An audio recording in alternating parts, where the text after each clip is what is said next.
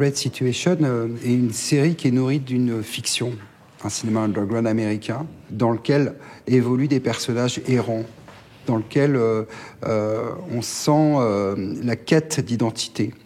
À travers leur attitude, à travers leur position, on sent cette mélancolie urbaine qui se dégage. On les sent isolés et il y a une forme de recherche sur la place de l'homme dans la cité, finalement. C'est cette ambiguïté qui m'intéresse, c'est-à-dire, finalement, quelle place avons-nous intimement dans l'espace urbain dans lequel nous circulons, dans lequel nous vivons. C'est une réflexion autour de l'hétérotopie, c'est-à-dire des espaces de liberté intime qu'on arrive à s'octroyer ou que la cité propose. L'urbanité qui se dégage des tableaux, c'est une urbanité nourrie d'une architecture particulière. C'est celle du brutalisme, très minimal. On voit dans ces tableaux des angles, des triangles, des formes géométriques. On perçoit plus la structure que le dessin précis d'une ville. En fait, ce sont des masses. Cette architecture qui pourrait être emprisonnante, elle offre au personnage qui est peint sa capacité à s'évader. Dans la chromie de cette série Red Situation, j'utilise évidemment ce rouge très fort ou ces variations de rouge. Parfois, c'est un rouge plutôt sombre, parfois c'est un rouge plus lumineux. Il y a des rouges incarnats, il y a des rouges violacés, il y a des rouges teintés de brun. Je campe les personnages. Ils existent d'une manière forte au cœur du tableau. Pour leur donner vie, en fait, ce que je cherche, c'est cette vitalité qui les anime. C'est un travail d'ombre, de lumière. Je cherche la lumière, comme toujours. La lumière, elle est étrange dans cette série parce que c'est une lumière artificielle. La présence de la nature est une forme de souffle, un renouvellement, une expérience de vitalité au sein de cet univers qui est orthonormé, structuré, où la liberté de circuler est quadrillée, en fait, organisée. La présence de la nature, elle apporte une forme d'échappatoire. J'utilise le vert, mais finalement, ce sont des verts très sombres qui remplaceraient un noir pur.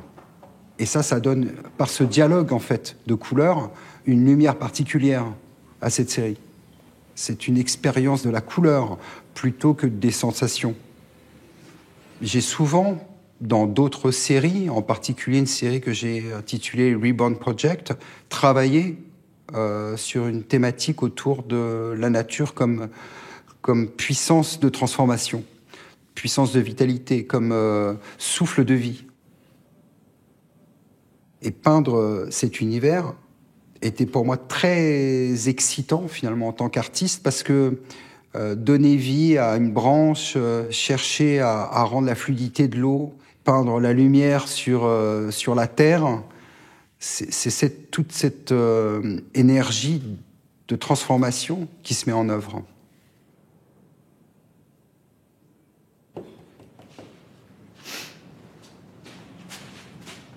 Je suis un artiste qui est fasciné par les phénomènes sociaux.